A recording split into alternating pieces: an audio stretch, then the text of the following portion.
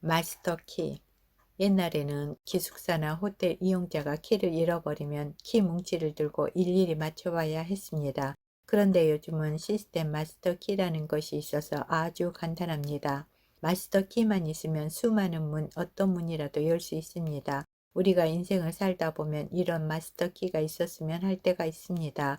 왜 이리 인생에 시련이 많고 어려움이 많습니까? 생각지도 않은 문제들이 우리의 발목을 잡고 아픔을 줄 때 우리는 애타게 문을 두드리는 심정이 되고 맙니다. 우리는 하루를 살면서 수없이 많은 일들을 겪게 됩니다. 때로는 원치 않는 사람을 만나게 되고 가고 싶지 않은 곳에 가야 하고 하기 싫은 일도 하게 됩니다. 물론 범사 중에는 기쁜 일도 있고 감사하기 그지없는 일도 있습니다.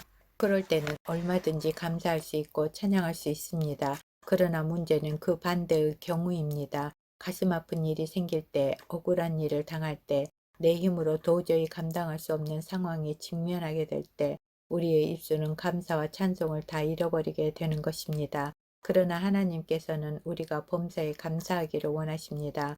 범사에 감사하라는 것은 기쁜 일, 슬픈 일, 성공과 실패에 관계없이 감사하라는 것입니다. 무조건 감사하라는 것입니다. 이것은 하나님의 명령입니다.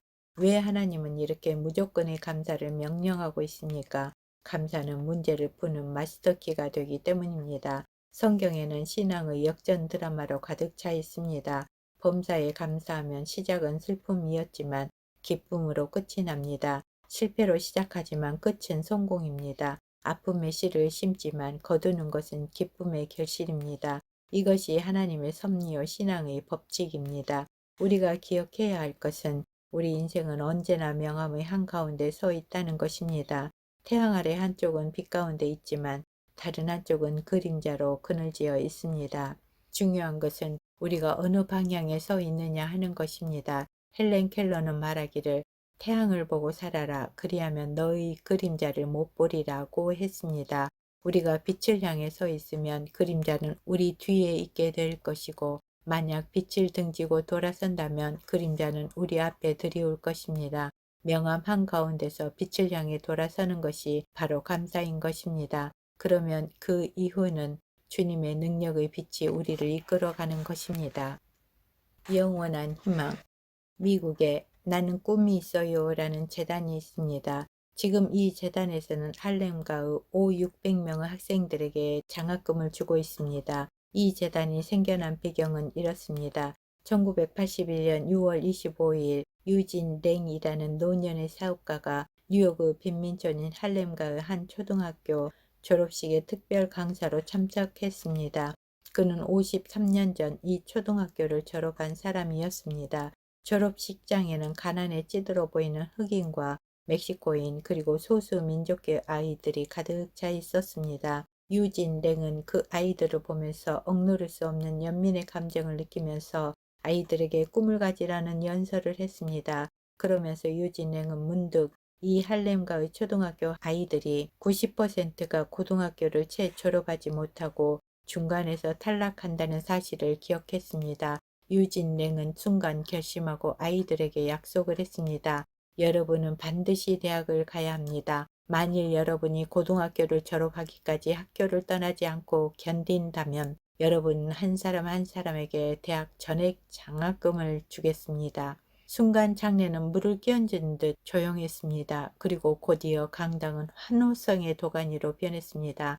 아이들과 부모들은 서로를 얼싸안고 껑충껑충 뛰며 감격해했습니다. 아이들과 부모들은 내일에 대한 소망을 갖게 되었습니다. 그 후 6년의 세월이 흘렀습니다. 유진링이 장학금을 약속했던 초등학교 졸업생들은 단 한 명을 제외하고는 모두 고등학교를 우수한 성적으로 끝마치고 대학에 진학하여 유진링이 약속한 장학금을 받았습니다. 이것은 기적과도 같은 놀라운 일이었습니다.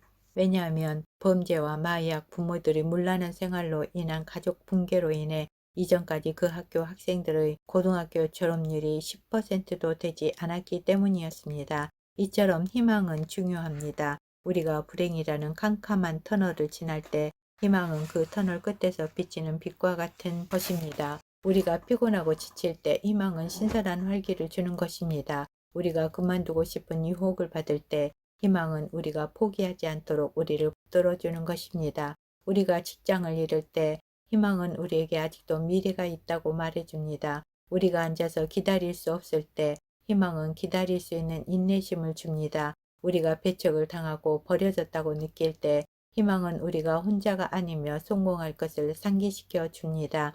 희망은 우리 삶의 토대요 원동력입니다. 지금 우리가 직면한 상황이 아무리 어렵고 절망스럽다 할지라도 우리에게 희망이 있다면 우리는 절대로 쓰러지지 않습니다.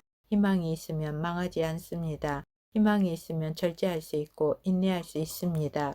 세상 사람들은 돈과 명예와 권력을 희망으로 삼고 있지만 그리스도인들에게는 전능하신 하나님이 희망입니다. 죽은 자 가운데서 부활하심으로 말미암아 우리를 거듭나게 하사 산소망이 있게 하시고 우리에게 영원한 나라를 예비하시고 우리를 기다리시는 예수님이 우리의 유일한 희망입니다.